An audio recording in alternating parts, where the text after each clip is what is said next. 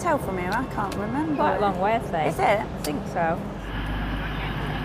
I don't think there is a typical day in my life because I'm always open to the next opportunity.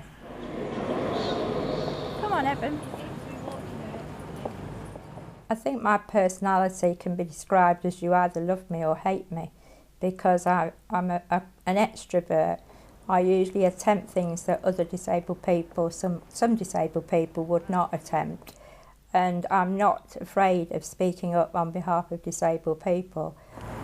There's a hell of a big taxi queue, so I'm going to see if I can jump the queue. Where are you off to, my dear? I'm going to the Coxon Tara in Kensington. Kensington, right. I'll get you in a cab. Thank you very much. All right. You're a good man. It has happened on many occasions where we've been to London and a taxi driver, we've flagged down a taxi driver and they've seen that Anne's in a wheelchair and have drove off, or they've got out and said, oh sorry, my ramps don't work, I can't take you.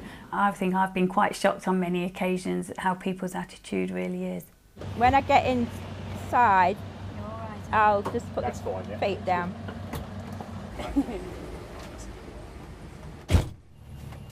My work, my voluntary work, or what I prefer to call unpaid work, takes me to all different places in the UK, including London, as I often have to go to the meeting early in the morning, so I get an overnight the night before. We decided that we'd go to the theatre to see Grease. We're quite looking forward to that, especially because she likes the musicals and the dancing part, don't you? I love it, yes, yes. So that's what we're doing tonight.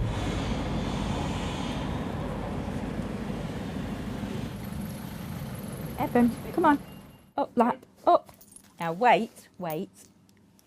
Because of the work I do, I check into loads of hotels and there are very few that have got a wet room so that I can have a shower. Most of them are either a shower over a bath, which are useless. And when I took a bus round the whole of the UK, in the whole month, I had 7 showers and 2 of those were at home. They seem to go so far, but not far enough when they're looking at adapting rooms. Unfortunately, they never consult the right people, which is disabled people.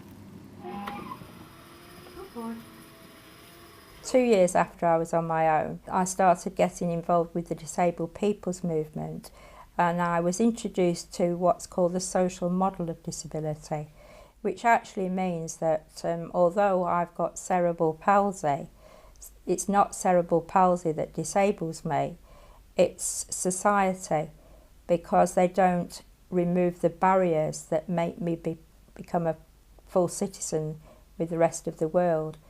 It was a great time in my life, that a time of celebration really, because I stopped blaming myself for having cerebral palsy, but then began to fight to make the barriers disappear. Up, Evan, up, lift. We'll put again, up.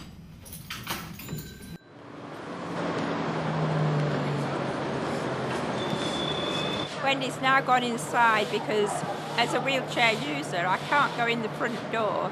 I always have to go in the tradesman's entrance. So she's gone now to find the wheelchair access.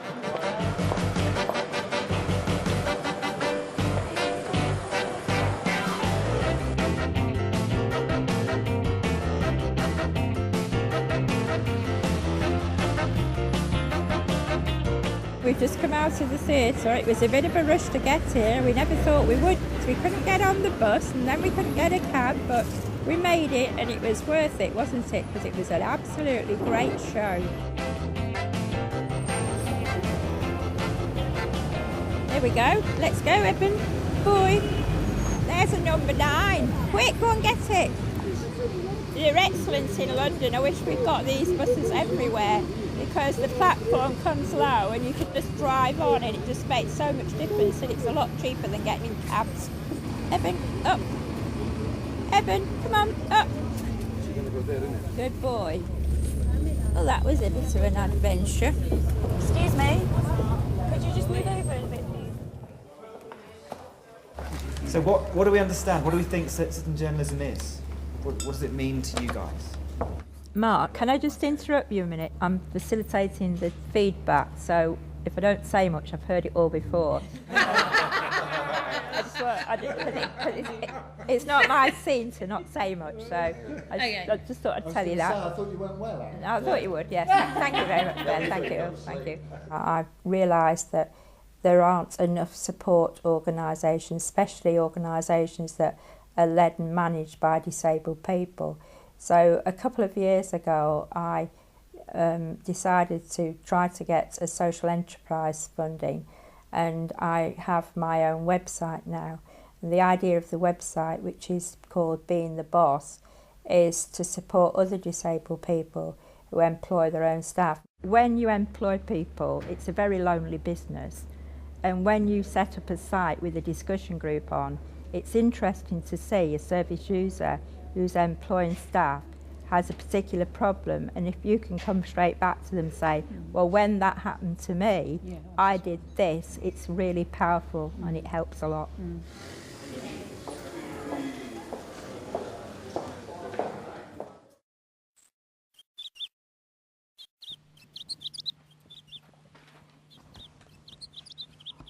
Right, we've had this email here from this woman.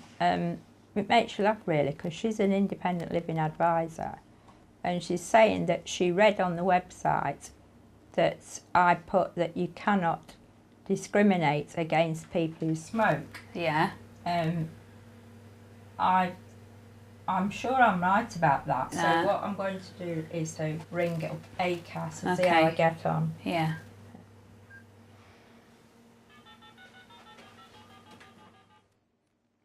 I actually was married to a man that was disabled. He had a good job as an accountant and I worked in an office. But to that point, I didn't really recognise myself as a disabled person. And it was only when, after my marriage had broken up, I had to tap into services that I realised that services in this country were not there. And it made me realise that I was a disabled person for the first time in my life. I could have as many as 11 or more different people in my home, and I had them at any time. I'd got no choice and control over what time I got up in the morning, what time I went to bed.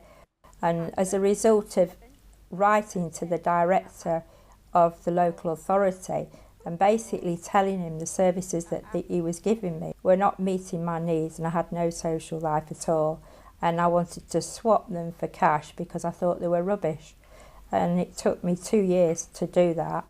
But as a result of that, I feel quite proud to think that I got 35 other disabled people in Leicestershire on indirect payments. Myself, I employ 6 PAs. Most of them only work one 24-hour shift a week, which is from 8 a.m. in the morning till 8 a.m. the next day. When you're spending 24 hours with a particular person, then if the relationship isn't right, I think it would be very difficult to work as a personal assistant. You've got to have a little bit about yourself in the fact that you can get on, use your initiative, be able to entertain yourself, because Anne doesn't always want me around her, or she goes out and has private meetings or doesn't want a PA there at the time. Then that's my role to either get on with the duties that I've got or entertain myself. Eben came to me in August last year, and it's been amazing, the feeling of independence that I have with him. It makes me have time on my own. Most people have a problem living with their partners, let alone having 6 different partners, which is what it's all about. Good boy. Are you okay with dogs? Yeah. He's going to pass you the purse and then you take the money out. Right. Up table. There you go. Thank you. Drop. Good boy. I'll bring it up, but don't know. Put it back. Thank you. I don't like the rain because it doesn't do your hair any good. Neither me or my PA, Wendy, we hate the rain, don't we, Wendy? Oh yes, we do. Wendy actually manages my PA scheme, and if there's a problem and we have to go through the disciplinary process, then Wendy can do that for me. And if you can imagine having to tackle a bit of a difficult issue with a PA, and then in the next breath asking them to do some personal tasks for you, that can be quite frightening and threatening to many disabled people. Well, I've got two pieces of gossip to tell you tonight. One is that she's told me I can have the tickets. Ah, are we going up this way? Yeah, she's told me I can have the tickets. Right, On the put me on them first? first. One of the things that really frustrates me about society and the way they treat disabled people is that they treat us as being asexual, and they're horrified when disabled people want to have relationships. I mean, when I used to have indirect services from home care, if they'd rotated somebody in to come at 9 o'clock in the morning and I had a man staying overnight, they couldn't cope with it. So in the end I got so frustrated that I put a big notice on the back door and said, no home care today, man in house. That soon sorted it. 1, 2, 3. Oh, that's a good one. Another day at the Pridmores, rocketing along. It's never boring, is it? Certainly not. I've only got I've got 35 minutes before my gin and tonic.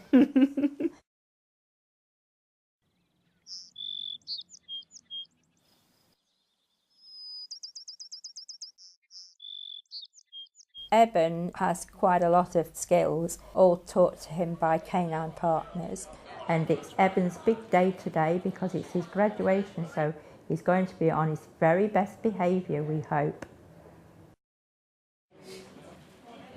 Okay, as you will see, Eben is a large boy, but a true gentle giant. There was only one person that we could really put him with and knew that he would excel with, and that was with Anne Pridmore. Well, Anne, I'd like to invite you up to the front so everyone can see Eben. Would you like to say anything, Anne? Yes, I can do if Yep. you like. Where can I start? Eben is truly a gentle giant. He's a lovely big dog. He's wined and dined in the best hotels in London.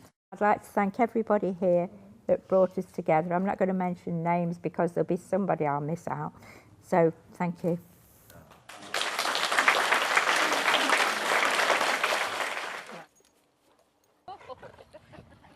Eben's had a lovely time and he's met up with his sister, and I think she's a match for him.